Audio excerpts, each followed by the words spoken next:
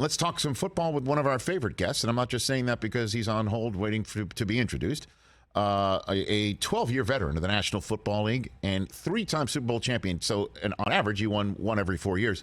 But as we all know, a Denver Bronco team that went back-to-back as well. He is a 3-time Super Bowl champion and a terrific listen whenever he gets to call games on Fox, as he will do so this fall. None other than Mark Schlereth back here in the Rich Eisen Show. How you doing, Mark? Rich, I am doing great. Great to hear your voice. Hope you're doing well, buddy. I am doing very well. So which team are you high on the most, Mark Schlereth, as we are entering training camp? Which team are you particularly excited? Maybe they're vastly improved. You can say the Rams. They are defending Super Bowl champs, but go for it. The team you are high on the most entering the 2022 NFL season is? Well, I mean, I've got a bunch of them that I love. I love Tampa. I love Todd Bowles taking over as the head coach. I love what they have on the defensive side of the ball. Obviously, Tom Brady. And I think that division, Rich, when you look at New Orleans and who's going to play quarterback there, you look at the transition that they're going through in Carolina with the quarterback situation. You look you look at that division, the Atlanta Falcons. To me, I think maybe they might have one of the easiest paths to a division championship and some home field advantage throughout the playoffs. So, I really like kind of where they are and the way they line up based upon their division. You know, you could sit there and say, hey, I love the Chargers, or hey, I love the Kansas City Chiefs, or the Broncos with Russell Wilson, or even the Raiders with their offseason acquisitions in Chandler Jones and Davante Adams. But that division is, come on, I mean, I think that's the 4 best quarterbacks ever put in one division at any time that I can think of in NFL history. It's just ridiculous. So, I think Tampa has probably one of the best routes to, like I said, home field advantage throughout the playoffs. I guess you could say Green Bay has a particularly similar path, unless you're high on the Vikings, I would imagine. The Lions might get somebody here or there this year. I guess you could say that about Green Bay, but you're right about the AFC West, and I'll just throw it out here. I have been all over the Raiders. I love the Davante Adams acquisition. I think it's a rarity when you've got a talent like his being acquired, and then even more rare that the quarterback who you're pairing him with goes way back. They're tight. They love each other, and the chemistry is already there, and they've already played together. Although years ago, I love what the Raiders have done, and I think they win that division, and I hand it off to you that way, Mark Schlereth. Well, I hate the Raiders with a white-hot intensity of 1,000 suns, so it's hard for me to pick them. But let me just tell you, I think they're a pretty damn good team. I think Derek Carr is one of the most undervalued players in the league, regardless of position. I think he's that good. And Davante Adams, Aaron Rodgers told me about Davante Adams. He said, "Listen, man, this guy comes back to the huddle, and he doesn't throw a fit about, hey, man, I'm open," or this, that, or the other. He'll say, hey, in this formation, when we were in this in the first quarter, I got this coverage and I got this leverage. So if we get into a critical situation in third down, we get back in that formation with that play called, I'm going to change my route to this, and I'll be wide open. And then Aaron will go, okay, duly noted. They'll get in the situation. They'll look at each other and go, okay, we're in. His intelligence rivals that of Cooper Kupp at the wide receiver position, like a quarterback playing wide receiver. And then in critical situations, second down and long, third down and long situations, I mean, he's going to get double teamed, and it doesn't matter. He's just better than you. He's like Globo Gym. We're better than you, and we know it. That's the way that guy plays the game, the way he plays that position. So I'm with you on the Raiders, their acquisitions. Chandler Jones, probably undervalued. People think of him as just a pass rusher, but that dude can play the run. That guy plays with great leverage. He's a really good football player. On the opposite side of, Max Crosby, who is just – that dude has a nonstop motor. So I'm with you on the Raiders and their offseason acquisitions. I think they've significantly improved their roster. So who do you have winning the AFC West, Mark Schlereth? Because I know you clearly know the Broncos organization, and you're there. You've got a front row seat there in Denver, in the great state of Colorado. The expectation level for them is what? And then if you wouldn't mind buttoning up with who you think wins a division, if it is them or the Raiders or the other two. I think their expectation level is, it's playoffs. That's the expectation level. But you've got a first-time head coach, bunch of, first-time coordinator, just a bunch of first-timers on that coaching staff. And, ultimately you've got a roster that looks like it's full of potential. But what we used to say about potential when I was playing, potential gets you fired. Potential's great, but I want guys who can play. So I don't know what they are at the tight end position right now. I don't know really what they are at the wide receiver position. I don't know what Jerry Jeudy is going to be. We assume with a legitimate quarterback that he is going to have star potential, but he hasn't shown that to this point.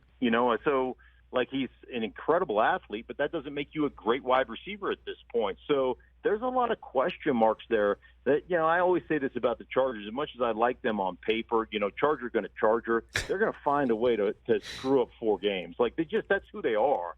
And they've always been that way. And until they prove me otherwise, I can't pick them. I'd probably go with Kansas City, but I'll be really interested to see what Andy Reid what he evolves into. Because Tyreek Hill, as you know, is probably the most dynamic athlete in the National Football League.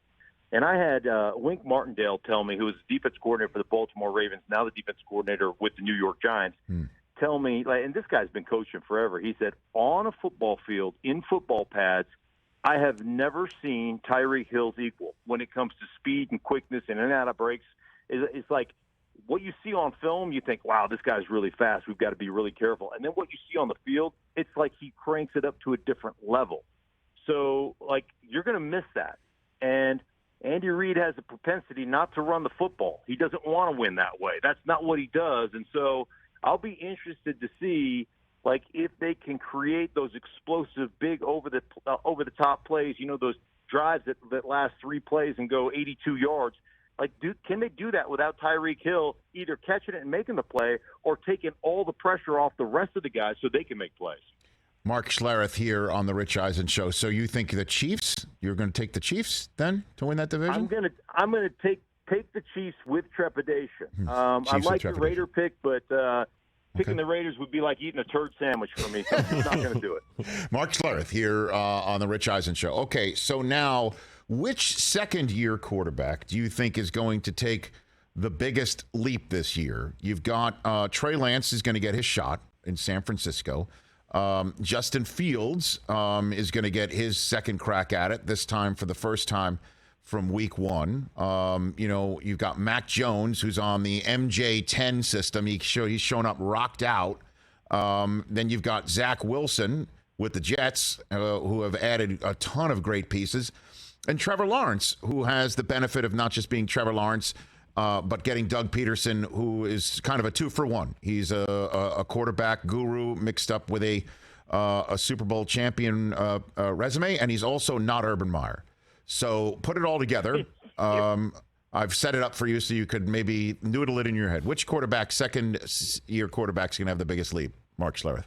What do you think? Well, I think that Mac Jones was incredible last year, and if I had to put money on one of those guys, it would be Mac Jones. Stability of organization, Bill Belichick. I know they lost Josh McDaniels, their offense coordinator, as the head coach of the Raiders, but still, I think that is probably the best situation. Jacksonville, you mentioned Doug Peterson. It's still Jacksonville. There's still a level of dysfunction within that organization. We'll see if they can, fix that. I like the pieces the Jets added, and I really like Zach Wilson coming out as well. But again, it comes down to overcoming what's in your division as part of it. You've got the Buffalo Bills twice in that division. You got the New England Patriots in that division. You've got the Miami Dolphins, who have put, a lot of pieces to the puzzle in that division, depending on how Tua plays. So that would be my inclination. I still think that Trey Lance, is an incredible athlete. Didn't play a lot in college. Didn't play very much last year. There's going to be a big learning curve there, along with Justin Fields as well. And the the Eberflus hire as a defensive guy, Eberflus, it sounds like a Dr. Seuss instrument that you played. I played Eberflus last night. Yes, I do believe it. I do believe amazing. So I do believe that was one of the instruments that the Cat in the Hat cleaned up at the very end of that that book. I agree. Yes, he picked up the Eberflus. Yes, he did. He stuck it in his hat, and then he wandered off. I mean, I just don't know what that is. And Justin Fields is an incredible athlete, but he wasn't ready to play in the NFL last year. We'll see the progression that he makes. We'll see what he makes of that, but I still think he's a ways off, and I'm not saying he can't be great at some point, but I think that Mac Jones, just from an level of understanding, kind of a professionalism and being prepared to play in the National Football League, that guy had the biggest advantage, and he took advantage of that, and I think he'll just continue to grow. What do you think about Trey Lance, Mark? What do you think about his 2022 season going into it right now? Well, I think Kyle Shanahan does a phenomenal job with formations, with personnel groupings, of keeping a defense off balance with the running game. Last year I talked to probably 12 different teams that I have relationships with, and all 12 of them were studying the San Francisco 49ers running game, all of them.